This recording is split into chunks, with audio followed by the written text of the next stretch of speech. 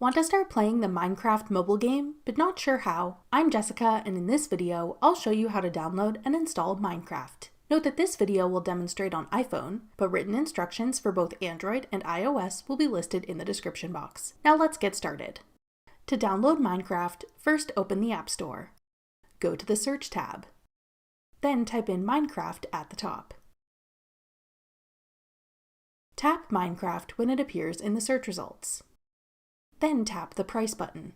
The price you see may vary depending on what country you're in, but the app is currently $9.99 Canadian. Since this is a paid game, complete your purchase using Apple Pay. If prompted, use Face ID or enter your password to confirm that you want to purchase the app. Wait for the installation to complete, then tap Open to start playing Minecraft. That's all it takes to download Minecraft. Want to try out other mobile games? Check out this tutorial next. Click the video on your screen now to watch. Thanks for watching. If you found this video helpful, we'd love it if you'd hit the like button below and subscribe to our channel. We put out great new tech tutorials like this one every day.